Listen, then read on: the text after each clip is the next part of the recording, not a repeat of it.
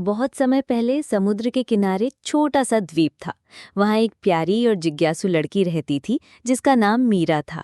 मीरा को समुद्र से बहुत लगाव था।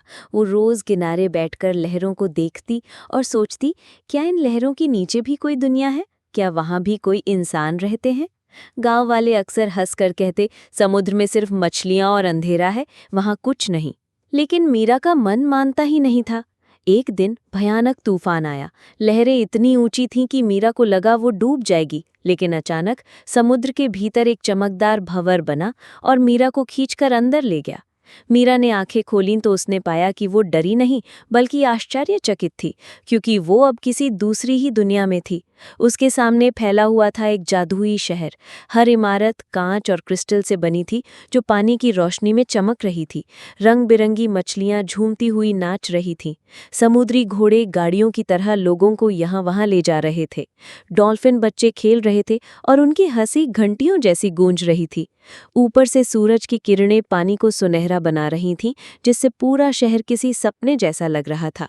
मीरा हैरान होकर बोली, ये तो सचमुच का जादुई राज्य है। तभी उसके सामने एक सुंदर और चमकदार समुद्री रानी प्रकट हुई, जिसका नाम था नीला। उसकी आंखें मोतियों जैसी चमक रही थीं और उसका मुकुट सीपियों और मोतियों से बना था।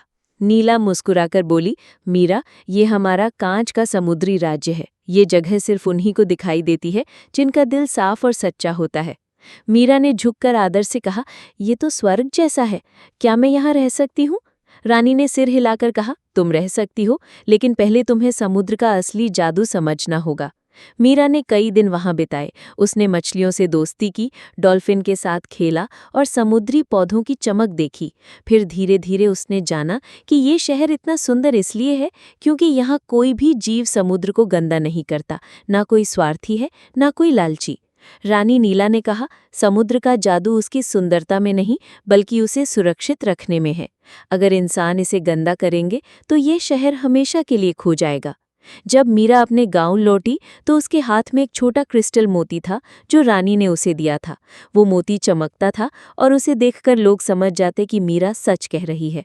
उसने गांव वालों को समझाया, अगर हम समुद्र को गंदा करेंगे तो उसका जादू हमेशा के लिए चला जाएगा, लेकिन अगर हम इसे प्यार और साफ रखेंगे तो ये हमें हमेशा खुशियां देगा।